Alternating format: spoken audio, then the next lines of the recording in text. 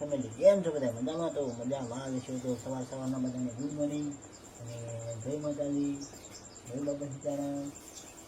તો સવારમાં અમારે પલકભાઈ વાગી જશે અને એના મમ્મી દૂધ મળે છે. ભાઈ હવે છે મળવું કે ન મળવું? હા કેવો દાદ કરે એ પૂજા દૂધ મળો મળે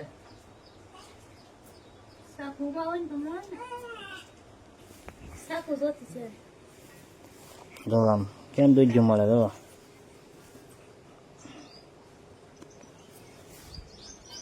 તેમાં દૂધિયાનો શાક બનાવવાનું હોય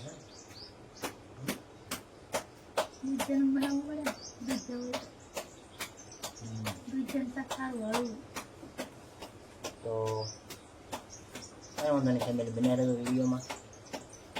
ચા પીવાનું તો બાકી છે અમારે બાકી છે એટલે પહેલા રાઉન્ડનો તો આવી ગયો તો બીજા રાઉન્ડનો બાકી છે એવું છે.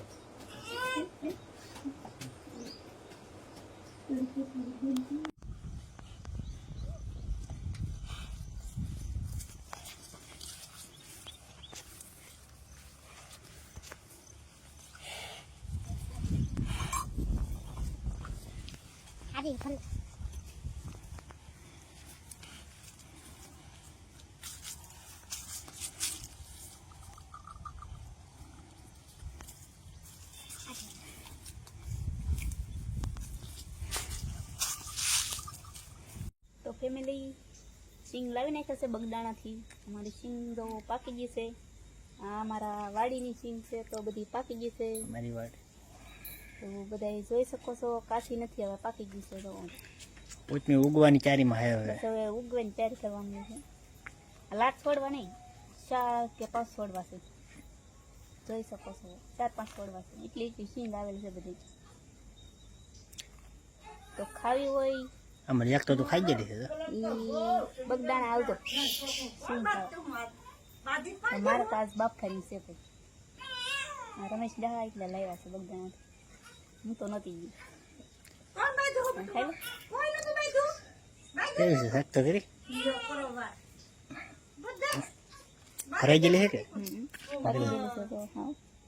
હા જો આવો દાણો છે મસ્ત છે, ગળી ગળી છે.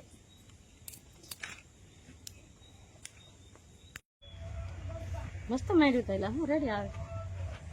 જો આમ ફેમિલી કેવી સિંગ કેવી છે મસ્ત. જો જેને સિંગ ખાવી વી આવે અમારી વાડીએ ભાઈ. અમારી વાડી આવી છે બગદાણા પાસે, બગદાણાથી 1 કિલોમીટર આગળ.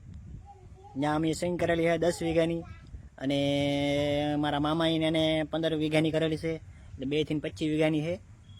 અને બીજી સિંગ છે એ છે અમારે ખૂંટવડા ના 10 વીઘાની ના છે ને થોડીક અહીંયા એવું છે. બગદાણાથી 1 કિલોમીટર દૂર છે અમારી વાડી. તો મારા મમ્મીને અમે બધા આવેલા હતા બગદાણા, આટો મારવા આવેલા હતા. પછી મેં કીધું વરસાદ આવી ગયો પછી ભાગી. હવે તો મારા માસી આ છે આપણા બળદ.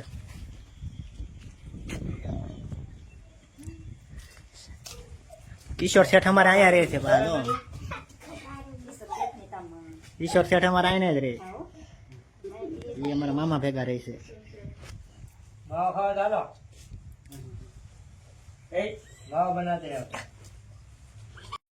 વાળું કરતા કે પલક જાગી ગયો અમારે તો હોઈને. કેમ હું તો હશે એ તો મેં વાળું કરવા બેઠા તા હોઈને જાગી ગયો. તો આમ રંબાઈ મીણો પા હો દો આપલું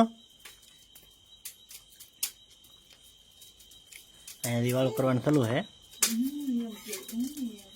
દાળ ભાત બનાવેલા હે એવું છે.